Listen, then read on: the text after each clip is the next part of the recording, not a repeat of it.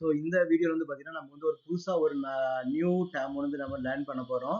அது என்ன பண்ணால் ரியாக்ஷன் கோஷன்ட் அப்படின்னு சொல்லுவாங்க. ஓகே, QUOTIENT ரியாக்ஷன் கோஷன்ட் வந்து பார்த்தீங்கன்னா புதுசாக வந்து லேர்ன் பண்ண போகிறோம். இதுனா என்னன்றதை நம்ம வந்து லேர்ன் பண்ண போகிறோம், பார்ப்போம், நம்ம லேர்ன் பண்ணுவோம்.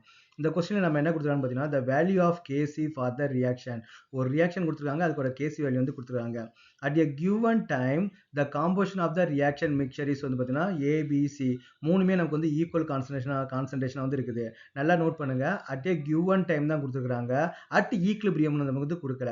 அப்போ ஈக்லிபிரியத்தில் கான்சன்ட்ரேஷன் கொடுத்துருந்தாங்க அப்படின்னா அது வந்து கேசிக்கு வந்து நமக்கு வந்து ஈக்குவலாக வந்து இருக்கும். ஆனால் வந்து ஈக்லிபிரியத்தில் வந்து கொடுக்கல, ஏதோ ஒரு டைம்ல வந்து அவங்க வந்து கான்சன்ட்ரேஷன் பண்ணியிருக்கிறாங்க. அப்போ ஏபிசி மூணோட கான்சன்ட்ரேஷன் நம்ம மெஷர் பண்ணியிருக்கிறாங்க. அது வந்து 3 × 10⁻⁴ வந்து நமக்கு வந்து இருந்திருக்குது. அதான் நமக்கு வந்து கோஷன் டைம், ரியாக்ஷன் கோஷன் அப்படின்னு சொல்லுவாங்க. ஓகேவா? ஈக்லிபிரியம் கான்ஸ்டன்ட் அப்படின்னா அது வந்து ஈக்லிபிரியம் அட்டைன் பண்ணதுக்கு அப்புறம். இப்போ ஃபார் எக்ஸாம்பிள் வந்து பார்த்தீங்கன்னா ஏன்னு ஒரு மாலிகுல் வந்து நமக்கு வந்து பின்னு வந்து நமக்கு வந்து கன்வெர்ட் இதான் ரியாக்ஷன் வச்சுங்களேன். அப்போ இனிஷியலாக நமக்கு வந்து ஏ என்ன இருக்குது, ஒரு 100 மாலிகுல்ஸ் இருக்குன்னு வச்சுப்போம்.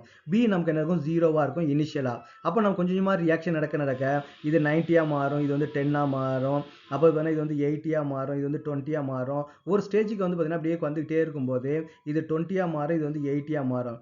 அதுக்கப்புறம் நீங்கள் எவ்வளோ நேரம் தான் ரியாக்ஷனை நீங்கள் பண்ணிகிட்டே இருந்தாலும் அப்போ நம்ம 20 வந்து மெயின்டைன் ஆகிட்டே இருக்கும் இல்லையா? அப்போ நமக்கு என்ன பார்த்தீங்கன்னா இது வந்து அட்டைன் த ஈக்லிபிரியம். அப்போ இது வந்து ஈக்லிபிரியம் வந்து அட்டைன் ஆயிடுச்சு. ஈக்லிபிரியம் அட்டைன் ஆயிடுச்சுன்னா ரியாக்டன்டோட கான்சன்ட்ரேஷனும் ப்ராடக்டோட கான்சன்ட்ரேஷன் நமக்கு வந்து மாறவே மாறாது. அப்போ ஈக்லிபிரியம் அட்டைன் ஆனதுக்கு அப்புறம் அதோட கான்சன்ட்ரேஷனை யூஸ் பண்ணி நம்ம வந்து கால்குலேட் பண்ணால் நமக்கு வந்து அது வந்து கேசி. இப்போ நம்ம என்ன பண்ணுறோம், ஈக்லிபிரியம் வந்து அட்டைன் ஆகவே இல்லை. அப்போ நம்ம என்ன பண்ணுறோம், இந்த ஸ்டேஜில் நம்ம எடுத்து மெஷர் பண்ணால் அதுக்கு பேர் நம்ம என்ன சொல்லணும்னா QC அப்படின்னு சொல்லுவாங்க.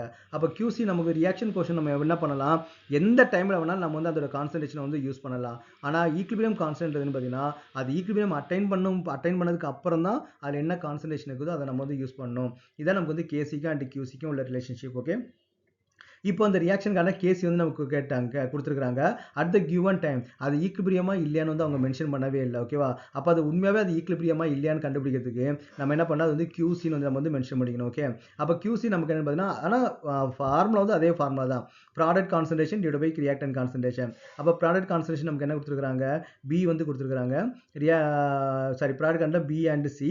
ரியாக்டன்ட் கான்சன்ட்ரேஷன் வந்து நமக்கு ஏ கொடுத்துருக்காங்க. ஏ த ஹோல் பவர் வந்து 2, எனக்கு வந்து 2 மாலிகுல்ஸ் வந்து இருக்கிறதுனால. அப்போ பியோட கான்சன்ட்ரேஷன் நமக்கு எவ்வளோ இருக்குது, 3 × 10⁻⁴. சியோட கான்சன்ட்ரேஷன் நமக்கு எவ்வளோ கொடுத்துருக்காங்க, 3 × 10⁻⁴. 3 × 10⁻⁴. அப்போ டிவைட் பை நமக்கு என்ன, ஏ ஸ்கொயர். ஏவும் நமக்கு எவ்வளோ தான், 3 × 10⁻⁴ த ஹோல் ஸ்கொயர். அப்போ நம்ம எல்லாத்தையுமே நம்ம என்ன பண்ணிடலாம், கேன்சல் பண்ணிடலாம். இது எல்லாமே நமக்கு வந்து கேன்சல் ஆகிடும், எல்லாமே ஈக்குவல் வேல்யூவாக இருக்கிறனால. அப்போ விச் இஸ் ஈக்குவல் டு 1. அப்போ நமக்கு வந்து QCயோட வேல்யூ நமக்கு என்ன வருது, 1 வந்து வருது. ஆனால் கேசியோட வேல்யூ நமக்கு என்ன அப்படின்னு பார்த்தீங்கன்னா 2 × 10⁻⁻3. 2 × 10⁻⁻3 நமக்கு என்ன மீனிங், 0.002 இல்லையா?